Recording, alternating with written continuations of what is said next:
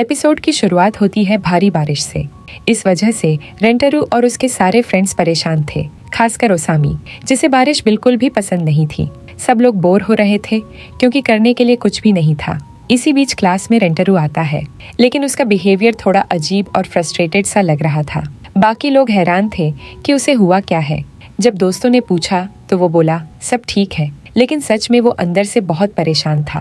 किताबें नीचे गिरने पर जब वो उठाने लगता है तो उसके दिमाग में बस एक ही बात चल रही थी। एक्वेरियम में जो उसने रियलाइज किया था कि उसे वगूरी से प्यार है। ये फीलिंग्स उसके लिए नई थी और वो समझ ही नहीं पा रहा था कि ये सच में प्यार है या कुछ और। तभी ओसामी आइडिया देता है कि इतने दिनों से सबने साथ टाइम स्पेंड नहीं किया, तो क्यों न किसी के घर चलकर एंजॉय करें। बाहर तो बारिश की वजह से जाना मुमकिन नहीं था।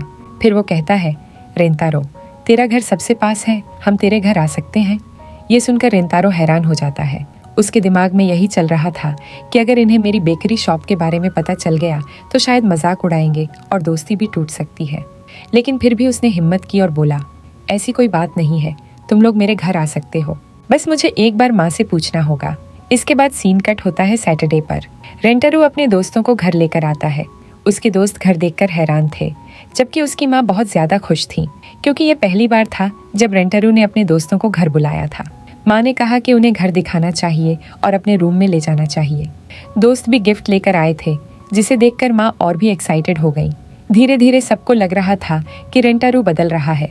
वो ऑकवर्ड फील कर रहा था, सोच रहा था कि पता नहीं दोस्तों को उसका घर कैसा लगेगा। लेकिन सच तो ये था कि दोस्तों को वहाँ बहुत अच्छा लग रहा था। उन्हें कोई फर्क नहीं पड़ रहा था कि वो बेकरी शॉप चलाता है। इसी दौरान अचानक वगूरी और सुबारू भी वहाँ आ पहुँचते हैं। ये देखकर रेंटारू चौंक जाता है, लेकिन वगूरी तो बहुत खुश थी। वहीं सुबारू काफी शर्मा रही थी, क्योंकि पहली बार वो किसी लड़के के घर आई थी। माँ ने भी सबको देखकर खुशी जताई और बोली, मुझे लगता है ये लोग भी तुम्हारे दोस्त हैं, तो इन्हें भी तुम्हें अपने साथ एंजॉय करना चाहिए। ये सुनकर रेंटारू थोड़ा शर्माने लगता है और कहता है, नहीं नहीं, ऐसी बात नहीं है मदर। फिर मदर मुस्कुराते हुए कहती है, ठीक है, तुम लोग एंजॉय करो, मैं खाने के लिए कुछ लेकर आती हूँ।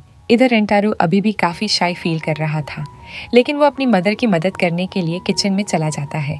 तभी वगूरी सुबारू से थोड़ा हेजिटेट करते हुए पूछती है, तुम्हें कैसा लग रहा है मेरा ड्रेस, और मेरे बाल अच्छे लग रहे हैं ना?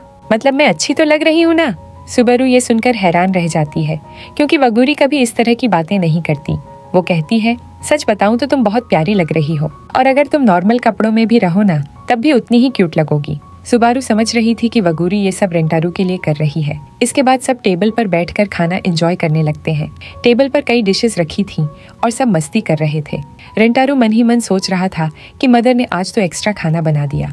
तभी मदर बोलती है कि उसे शॉप जाना है क्योंकि वहाँ काम ज्यादा है। इसी बीच ओसामी रेंटारू से पूछता है, ये बता, तूने कान में पियर्सिंग क्यों करवा रखी है और बालों का कलर क्यों बदला है? मुझे पता है तेरे असली बालों का कलर ये नहीं है। रेंटारू थोड़ा रुककर बताता है, हाँ तू सही कह रहा है, मैंने कूल दिखने के लिए ये सब किया, क्योंकि जब मैं मिडिल स्कूल में था तो मेरा कोई भी दोस्त नहीं था। मुझे लगा अगर मैं थोड़ा कूल दिखूंगा तो शायद लोग मेरे दोस्त बनेंगे। फिर उसका पास्ट दिखाया जाता है, जब उसने एक बेकरी ओनर को देखा था जिसके बाल कलर किए हुए थे और कान में पियर्सिंग थी। उसी से इंस्पायर होकर उसने भी परमिशन लेकर ये सब करवाया था। लेकिन जब वो अगले दिन स्कूल गया तो उल्टा लोग उससे और भी दूर होने लगे। ये सुनकर ओसामी कहता है, सच बताऊं भाई, वो लोग बेवकूफ थे, असली में तू बहुत अच्छा है, और अगर उस टाइम में होता तो तेरा सच्चा दोस्त जरूर बनता।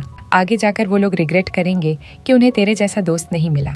इतना सुनकर माहौल बहुत इमोशनल हो जाता है। वागुरी भी बोलती है, मुझे और खाना चाहिए। रेंटारू मजाक में कहता है, इतना खाएगी तो मोटी हो जाएगी।